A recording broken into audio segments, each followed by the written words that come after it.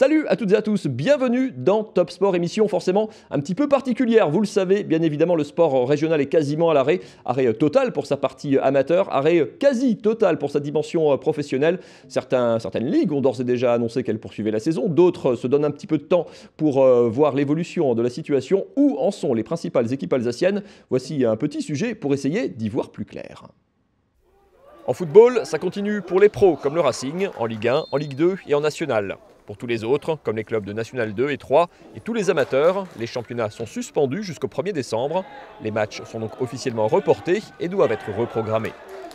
En basket, la Ligue avait choisi de reporter tous les matchs prévus le week-end dernier. Une décision doit être prise demain, mardi, soit une suspension du championnat ou des décisions au cas par cas. Les clubs souhaitant jouer à huis clos pourraient être autorisés à le faire, mais ils semblent peu nombreux. La Leaders Cup, elle, est annulée. Problème pour la SIG, quid de la Coupe d'Europe qui vient tout juste de démarrer. Même cas pour les volleyeuses de Mulhouse. Leur match de samedi soir était maintenu, mais a été reporté en raison de cas contacts chez leur adversaire. Le match de demain, mardi, à Paris est maintenu, et la Ligue doit communiquer ce lundi soir sur la suite du mois de novembre. Reste la question de la Ligue des Champions. Les Mulhousiennes sont censées se déplacer en Bulgarie à la fin du mois. En handball, Célestat a pu jouer vendredi soir à Dijon. Officiellement, les journées étaient maintenues, mais seul un match sur 8 en Star League et 2 sur 7 en Pro League ont pu avoir lieu. La Ligue doit annoncer sa décision en tout début de cette semaine. En hockey sur glace, Mulhouse en Magnus et Strasbourg en D1 ont vu leur match du week-end suspendu. Là aussi, une décision doit être prise en début de semaine. Enfin, en rugby, c'est très clair, si les pros peuvent continuer, les clubs alsaciens de Fédéral 3 sont à l'arrêt comme l'ensemble du monde amateur jusqu'à début 2021. Voilà donc pour la situation pour les principaux clubs alsaciens. Il y a quelques sportifs alsaciens, notamment ceux qui sont à l'étranger, qui arrivent encore à faire leur sport et vivre de leur discipline correctement. C'est notamment le cas, et c'est très bien le cas pour Yann Erlaché, l'Alsacien, toujours leader pour l'instant du championnat du monde WTCR, c'est le championnat du monde des voitures de tourisme.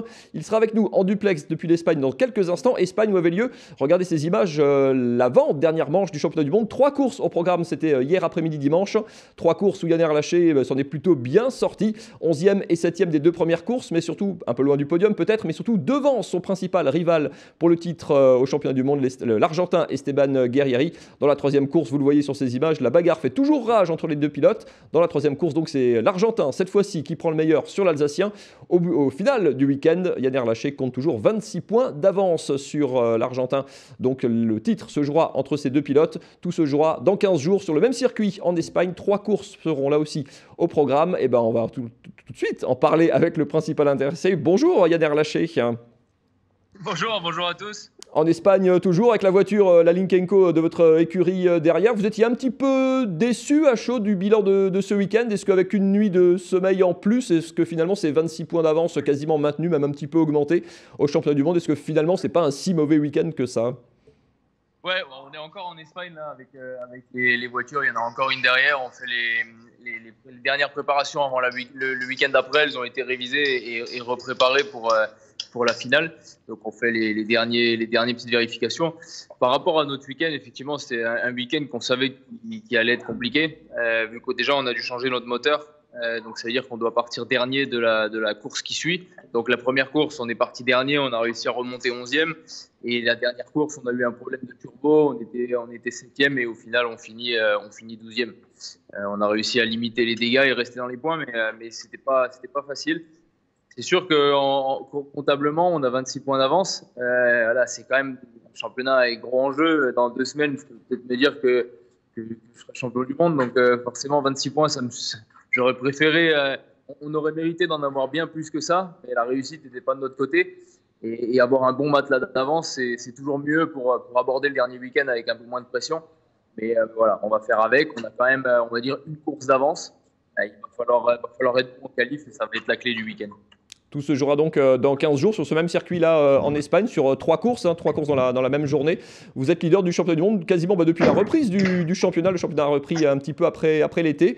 Vous avez constamment été leader. Est-ce que du coup cet objectif, cette perspective d'être champion du monde, à quel moment elle devient vraiment palpable? À quel moment ça devient un objectif? C'est vrai qu'on est en tête du championnat depuis la toute première course en septembre. Donc, effectivement, au fur et à mesure des courses, après être en tête du championnat lors de la première course, ça veut juste dire qu'on a fait une bonne première course. Après, il faut le rester. On a maintenant été en tête du championnat pendant 5 week-ends consécutifs. Donc, c'est-à-dire qu'on a su marquer le plus de points pendant 5 week-ends, ce qui montre quand même une certaine régularité.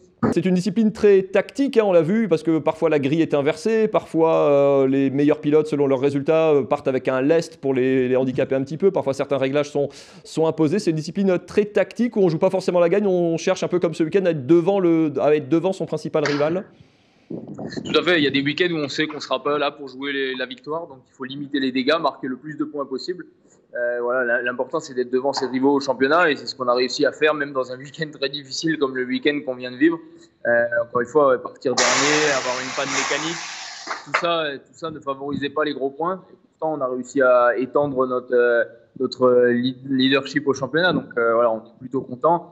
On aborde sereinement la dernière manche, mais encore une fois, il y a toujours un brin de pression.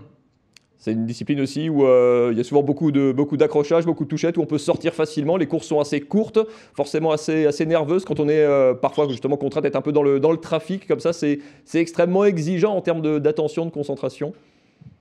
Quand on part d'une course en milieu de peloton ou même dernier, c'est super intense. Il y a forcément beaucoup de contacts. Tout le monde se pousse. Il faut être celui-là qui est le plus virulent. Et pour pas être trop bousculé, mais il faut être virulent sans rien casser sur la voiture pour arriver au bout. Donc c'est difficile à jauger quand tu es à 220 au bout de la ligne droite et qu'il faut décider de plonger au freinage et que ça va peut-être toucher à la corde. Donc faut prendre les bonnes décisions et rapidement. Après, ça reste du touring car, donc ça autorise quelques touchettes, mais il faut quand même se gérer pour rien casser sur la voiture. Pour terminer, on vous avait croisé la semaine dernière du côté près de Mulhouse, enfin à l'Anneau du Rhin sur le circuit, et vous disiez, ça m'avait un peu surpris que en fait cette pandémie, ce confinement aussi, ça vous avait obligé à être complètement focus sur votre discipline. Du coup, il n'y avait pas la place pour quoi que ce soit d'autre.